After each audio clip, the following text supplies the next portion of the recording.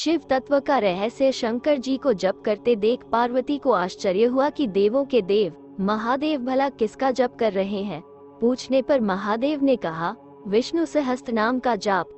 पार्वती ने कहा, इन 1000 नामों को साधारण मनुष्य भला कैसे जपेंगे?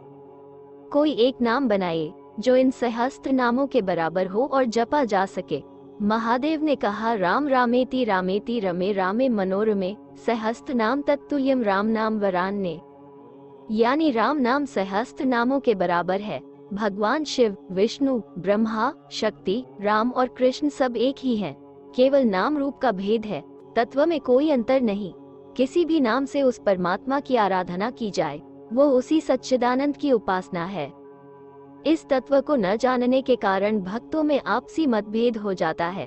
परमात्मा के किसी एक नाम रूप को अपना इष्ट मानकर एकाग्रचित होकर उनकी भक्ति करते हुए अन्य देवों का उचित सम्मान व उनमें पूर्ण श्रद्धा रखनी चाहिए।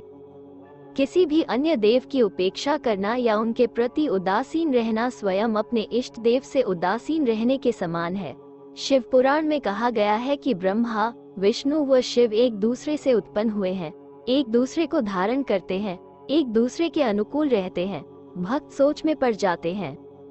कहीं किसी को ऊंचा बताया जाता है तो कहीं किसी को विष्णु शिव से कहते हैं, मेरे दर्शन का जो फल है वही आपके दर्शन का है। आप मेरे हृदय में रहते हैं और मैं आपके हृदय में रहता हूँ। कृष्ण शिव से कहते हैं, मुझे आपसे बढ़कर कोई प्यारा नहीं है, आप मुझे अपनी आत्मा से भी अधिक प्रिय हैं। संसार में निरंतर 3 प्रकार के कार्य चलते रहते हैं, उत्पत्ति, पालन और संहार। इन्हीं 3 भिन्न कार्यों के लिए 3 नाम दे दिए गए हैं, ब्रह्मा, विष्णु व महेश। विष्णु सतमूर्ति हैं, ब्रह्मा रजोगुणी मूर्ति व शिव तामस मूर्ति हैं। एक दूसरे से स्नेह के कारण एक दूसरे का ध्यान करने से शिव गोरे हो गए और विष्णु का रंग काला हो गया। शिव तामसी गुणों के अधिष्ठाता हैं। तामसी गुण यानी निंदा, क्रोध, मृत्यु, अंधकार आदि। तापसी भोजन यानी कड़वा, विषैला आदि। जिस अपवित्रता से, जिस दोष के कारण किसी वस्तु से घृणा की जाती है, शिव उसकी ओर बिना ध्यान दिए उसे धारण कर उसे भी शुभ बना देते हैं।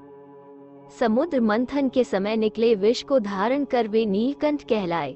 मंथन से निकले अन्य रत्नों की ओर उन्होंने देखा तक नहीं। जिससे जीव की मृत्यु होती है वे उसे भी जय कर लेते हैं, तभी तो उनका नाम मृत्युंजय है। क्रोध उनमें है पर वे केवल जगत कल्याण के लिए उसका प्रयोग करते हैं। जैसे कामदेव का संहार, उन्हें घोर तपस्या या सुदीर्घ भक्ति नहीं चाहिए, थोड़ी सी भक्ति से ही वे प्रसन्न हो जाते हैं। वे शव की राख अपने ऊपर लगाते हैं और शमशान में निवास करते हैं। वे जीव को जीवन की अनित्यता की शिक्षा देते हैं। उनके जीवन में वैराग्य है, त्याग है। इसी कारण उनकी पूजा में ऐश्वर्य की वस्तुओं का प्रयोग नहीं होता। हर उस चीज से उनकी पूजा होती है जिन्हें आमतौर पर कोई पसंद नहीं करता। शिव के उपासक को शिव की ही तरह वैरागी होना चाहिए। वे अपनी ही बारात में बैल पर चढ़कर बाघंबर ओढ़ कर चल दिए, क्योंकि उन्हें किसी तरह के भौतिक ऐश्वर्य से मोह नहीं है।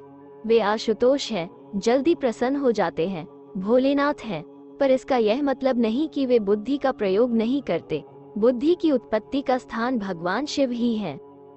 शिव दरिद्र की तरह रहते हैं, क्योंकि वे सूचित करते हैं कि वैराग्य सुख से बढ़कर कोई सुख नहीं। सत्व, रज और तम तीनों गुणों की महत्ता आवश्यक है। उत्पत्ति के बाद जीव अपने और दूसरों के पालन पोषण के लिए काम करता हुआ इतना थक जाता है कि सब कुछ छोड़कर निंदा यानी तम में लीन होना चाहता है। व्याकुल व्यक्ति को विश्राम की आवश्यकता होती है।